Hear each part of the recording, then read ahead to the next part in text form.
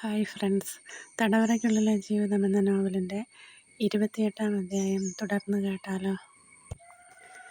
എന്താ അങ്ങനെ ചോദിച്ചത്? ഒന്നുമില്ല. ഈ പവൻ്റെ അപ്പച്ചിയല്ലേ നമ്മുടെ അമ്മ, അതുകൊണ്ടാ. കാർത്തി മൗനമായി നിന്നു. അപ്പോൾ കരുണൻ കാറിൽ കയറി യാത്രയായി. കാർത്തിയിൽ നേരിയ ഭയമുളവായി. പവേട്ടനെപ്പറ്റി ഇന്ന് വരെ ഇവിടെ കരുണേട്ടൻ പറഞ്ഞിട്ടില്ല. ഇപ്പോഴുള്ള ഈ ഭാവമാറ്റവും സംസാരവും എന്തൊക്കെയോ തെറ്റിദ്ധാരണകൾ കയറിക്കൂടിയിട്ടുണ്ട് ആ മനസ്സിൽ. ഗോമതിയമ്മയും കരുണനും വരുമ്പോൾ കാർത്തി സിറ്റൗട്ടിൽ കാത്തു നിൽപ്പുണ്ടായിരുന്നു. വന്നയുടൻ ഗോമതിയമ്മ മകളെ ശ്രദ്ധയോടെ വീക്ഷിച്ചു. എന്തെങ്കിലും പ്രശ്നമുണ്ടോ? ദുഃഖിതയാണോ തൻ്റെ മകൾ? അവൾ തന്നെ കൂട്ടാൻ വരാതിരുന്നതെന്തേ? ഒന്നിനു പുറകെ ഒന്നായി അവരുടെ മനസ്സിൽ കുറേ ചോദ്യങ്ങൾ പൊന്തി വന്നു. നിങ്ങൾ രണ്ടാളും കൂടി വരുമെന്ന് പറഞ്ഞിട്ട് മോൾക്കെന്ത് പറ്റി?